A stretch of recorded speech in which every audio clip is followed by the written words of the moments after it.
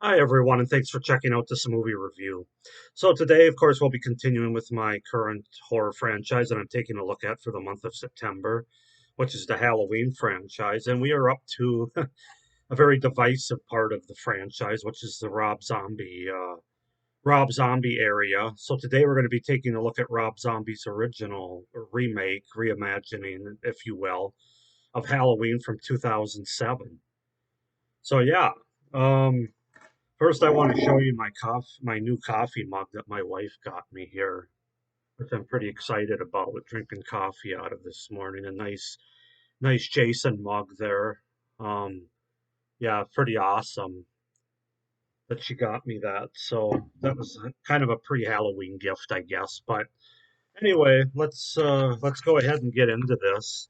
I'll start with the setup and the premise of this movie, the cast, and then I'll get into my thoughts and review, which will contain spoilers. So, Halloween is a 2007 American slasher film written, directed, and produced by Rob Zombie. The film is a remake slash reimagining of the 1978 horror film of the same name, and it's the ninth installment in the Halloween franchise. Rob Zombie's reimagining follows the premise of John Carpenter's original, with Michael Myers stalking Laurie Strode and her friends on Halloween night. Zombie's film tries to go deeper into the character's psyche and answer the question of what drove him to kill people, whereas in Carpenter's original film, Michael did not have an explicit reason for killing. So basically, we pick up on Halloween in Haddonfield, Illinois, having already exhibited signs of psychopathic tendencies. 10-year-old Michael Myers murders a school bully, his older sister Judith, her boyfriend Steve Haley, and his abusive mother's boyfriend Ronnie White. He only spares his infant sister. After one of the longest trials in the state's history, Michael is found guilty of first-degree murder and sent to Smith's Grove Sanitarium under the care of child psychologist, I should say, Dr. Samuel Loomis. Michael initially cooperates with Loomis, and his mother, Deborah, visits him regularly. Over the following year, Michael becomes disassociative, fix, fixating on paper mache masks, and withdraws from everyone around him, even his mother. When Michael kills a nurse as Deborah is leaving from one of her visits, she is unable to handle the situation and commits suicide. For the next 15 years, Michael continues making his masks and not speaking to anyone. Loomis, having continued to treat Michael over the years, attempts to move forward with his life and closes Michael's case. Later, Michael escapes from Smith's Grove, killing the guards and hospital staff in the process. He then kills a truck driver for his clothes and makes his way back to Haddonfield.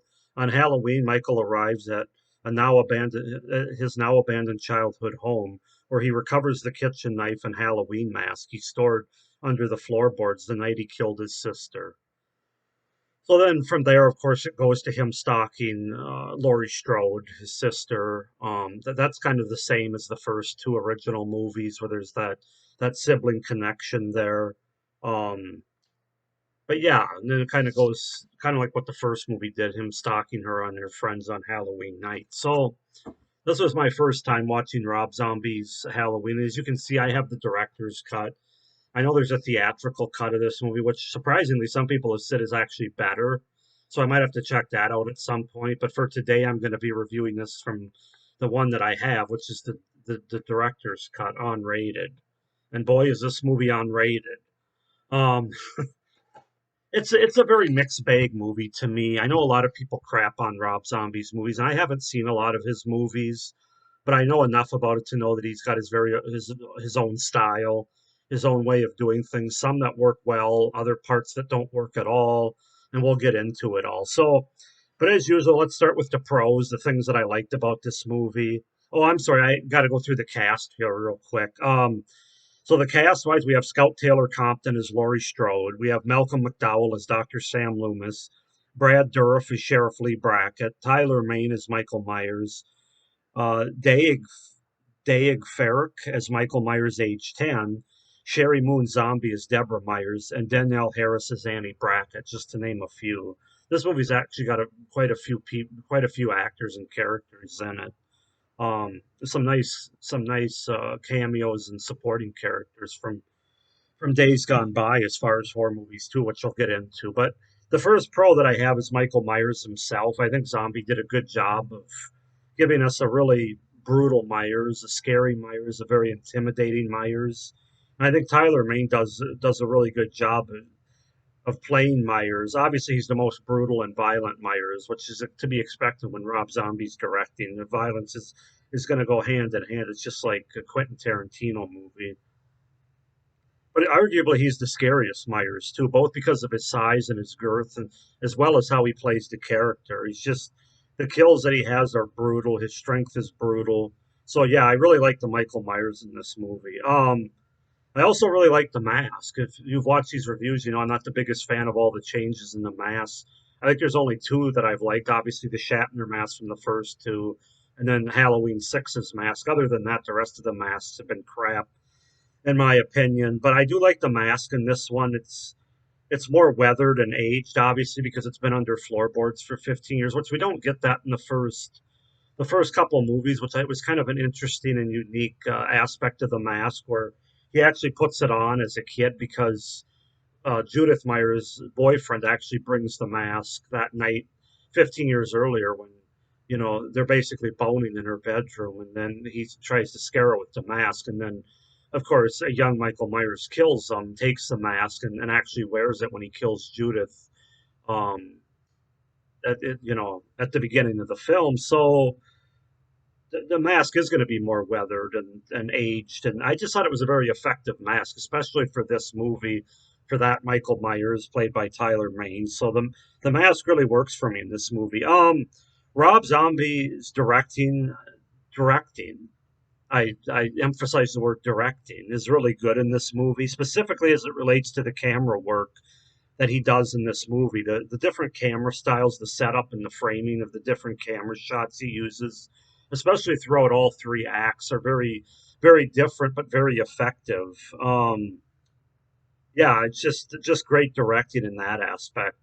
This movie has a lot of kills to it. There's probably wow, and they're all pretty much on screen too. I don't think there's any cutaways, but there's at least from beginning to end, there's at least 10 kills, I feel like, in this movie, maybe more. And there's a good variety of kills. It isn't just stabbing with a knife, everybody. He beats people to death with like a tree, a branch of a tree, a shovel. She chokes people.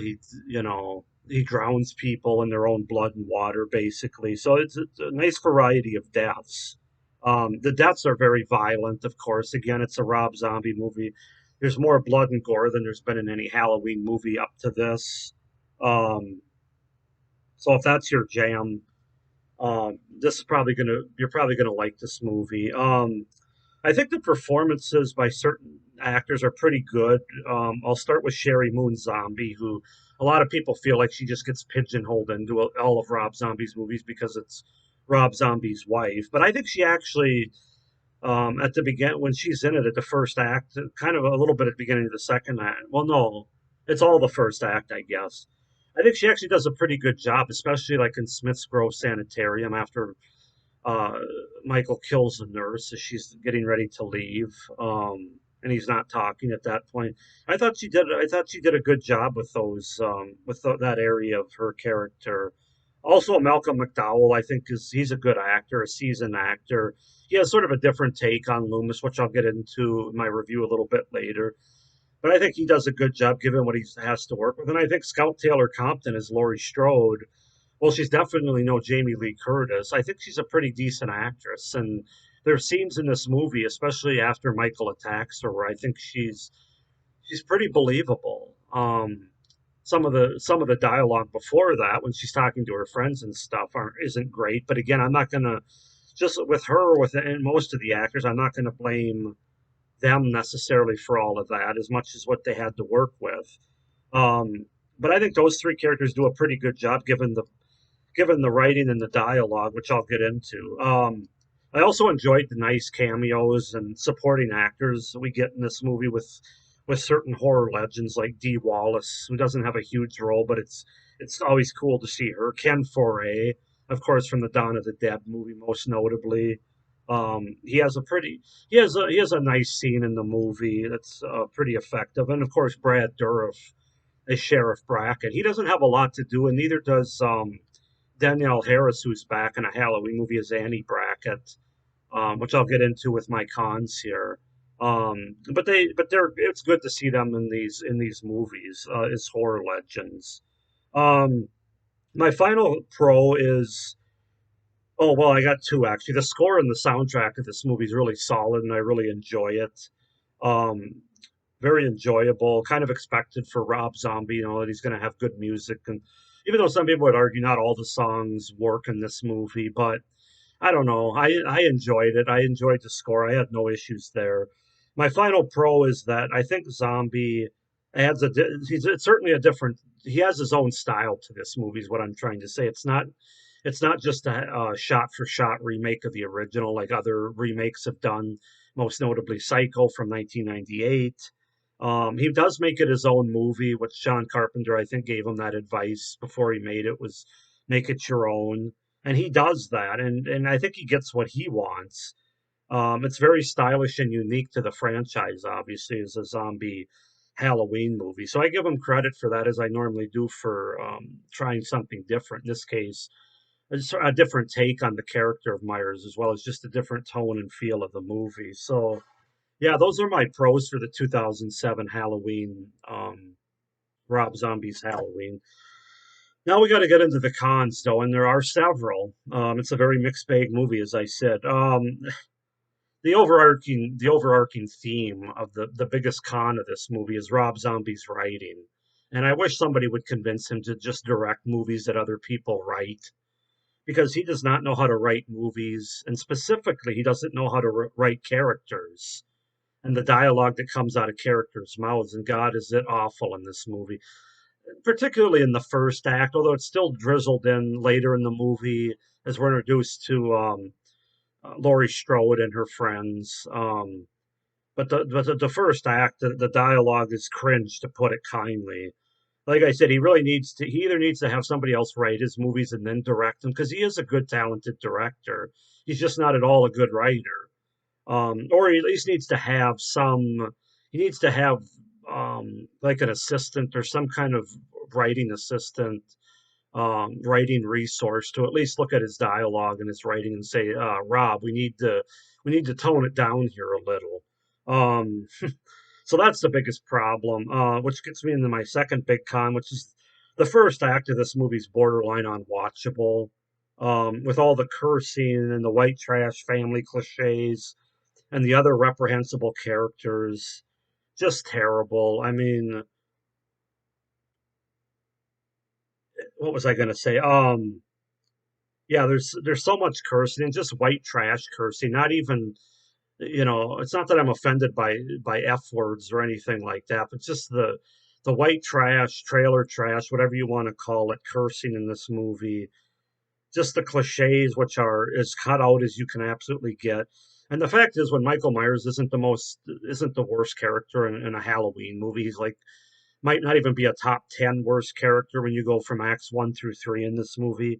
That's kind of a problem for a Halloween movie. There's just so many reprehensible characters in this movie, and somebody needs to tell Mr. Zombie that the word subtlety is one that he should look up.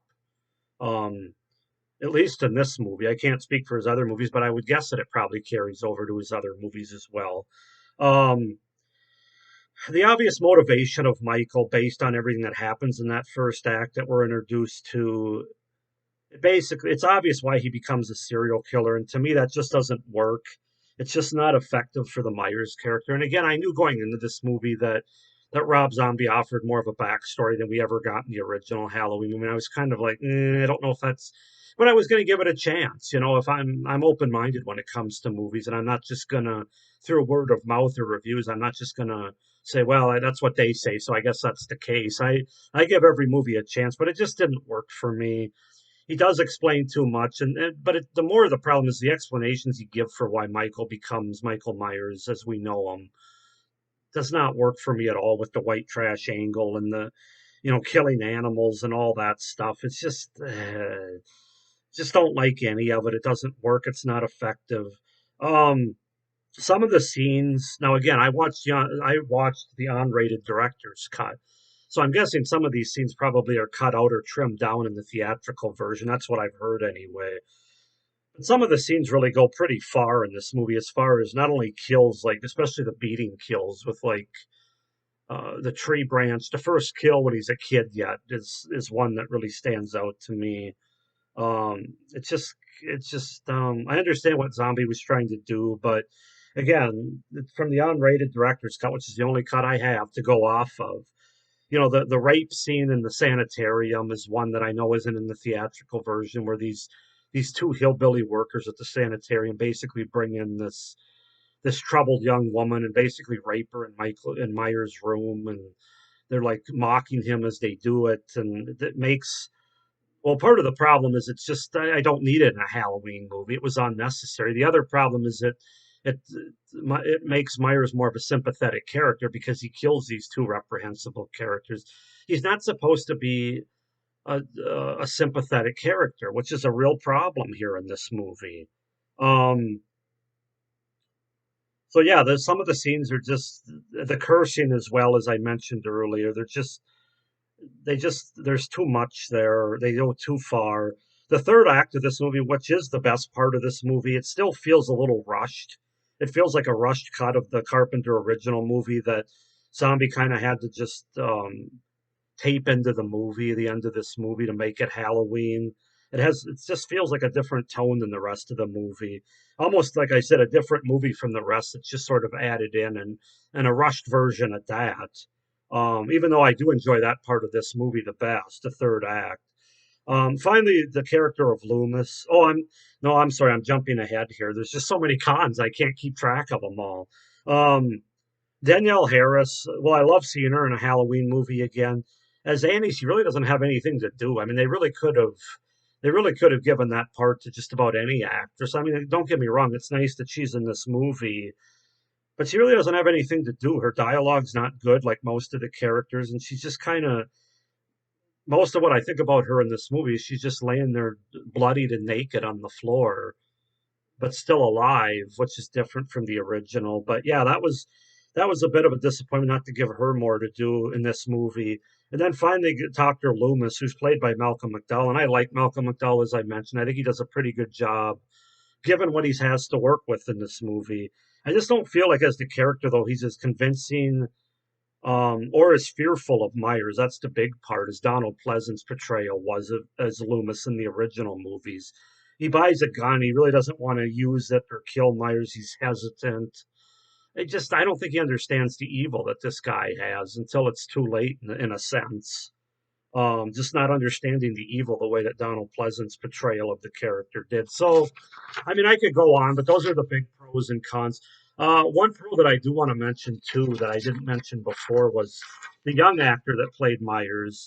I'm probably going to butcher his name, Daeg Farrick, as Michael Myers age 10. I think he does a really good job. He's really creepy, and it's hard to make kids, especially in horror movies, really come through believably and creepy. But he made me believe that this kid might really be messed up in real life. That's how good I thought he was in the role.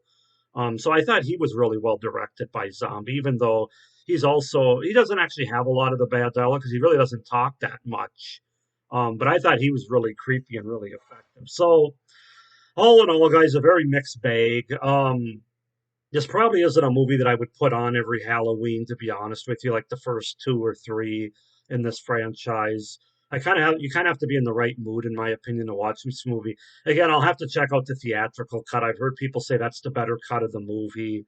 At some point, I'll have to watch that. But I'm going to give, from the unrated director's cut, I'm going to give this movie a 7 out of 10. There's enough I like about it to warrant a 7, but it's definitely a missed opportunity and a Rob Zombie special in terms of the writing, which is bad.